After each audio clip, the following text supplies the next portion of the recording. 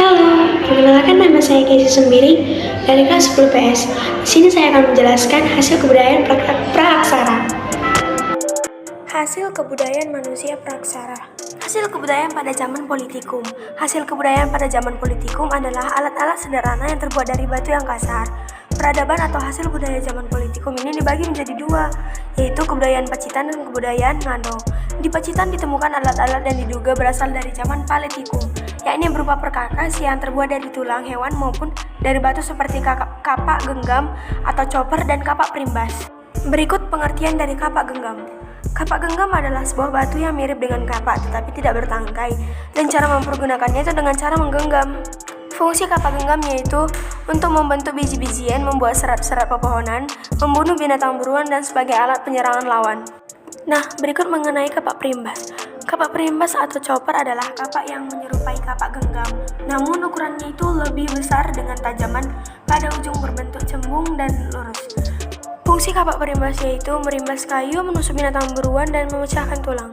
Lanjut, kebudayaan Ngandong. Kebudayaan Ngandong adalah kebudayaan manusia prasejarah yang berkembang di daerah Ngandong, Kabupaten Blora, Jawa Tengah. Hasil kebudayaannya yaitu flakes.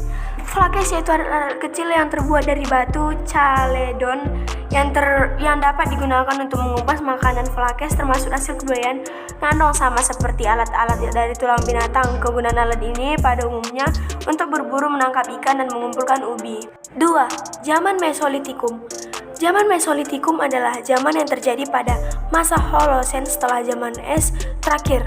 Pendukung kebudayaannya ialah Homo sapiens yang merupakan manusia cerdas untuk mempertemukannya berupa fosil.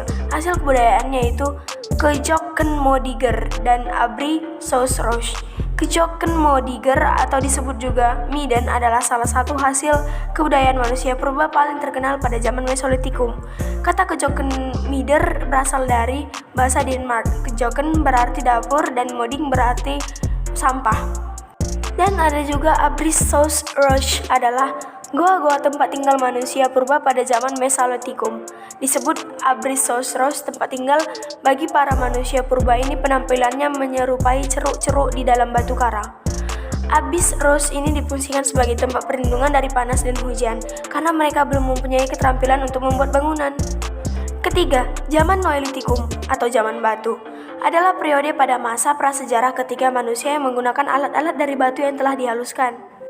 Nah, di zaman Neolitikum terdapat kapak persegi dan kapak lonjong.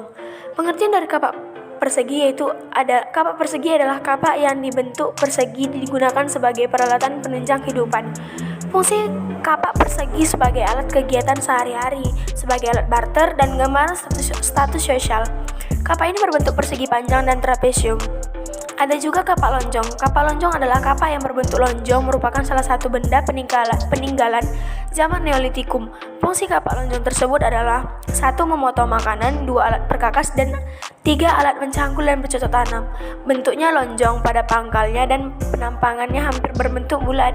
Keempat, zaman Megalitikum, biasanya disebut dengan zaman batu besar, di mana masyarakatnya menggunakan peralatan dari batu yang berukuran besar. Di zaman Megalitikum terdapat pundak berunda.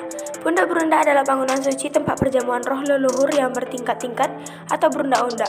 Berfungsi sebagai tempat perjamuan terhadap nenek moyang, berbentuk seperti tingkat-tingkatan bangunan yang dihubungkan oleh tanjakan kecil, biasanya terbuat dari bebatuan. Dan ada juga menhir. Menhir adalah batu tunggal biasanya yang ada ditata seperlunya sehingga berbentuk tugu dan biasanya diletakkan berdiri tegak di atas tanah. Fungsi dari menhir tersebut yaitu sebagai sarana permujaan terhadap para nenek moyang, sebagai tempat memperingati seseorang atau kepala suku yang telah meninggal. Dan kita lanjut lagi pada Waruga. Waruga adalah kuburan kuno orang Minahasa yang terbuat dari 2 batu berbentuk persegi dan kotak. Fungsi waruga tersebut yaitu waruga berfungsi sebagai wadah penguburan mayat atau orang yang sudah meninggal. Bentuk waruga ini yaitu bagian badannya terbentuk kubus dan bagian tutupnya menyerupai atap rumah. Setelah itu kita lanjut pada dolmen. Dolmen adalah tempat meletakkan sesajian yang dipersembahkan kepada roh nenek moyang. Adapun fungsinya yaitu sebagai tempat meletakkan sajian yang akan dipersembahkan kepada nenek moyang. Yang terakhir itu adalah sarkofagus.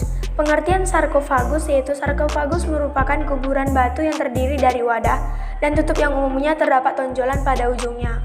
Fungsi dari sarkofagus digunakan sebagai peti mati untuk menyimpan jenazah yang diperkirakan ada pada zaman megalitikum. Demikian video yang dapat saya sampaikan, semoga teman-teman bisa mengerti.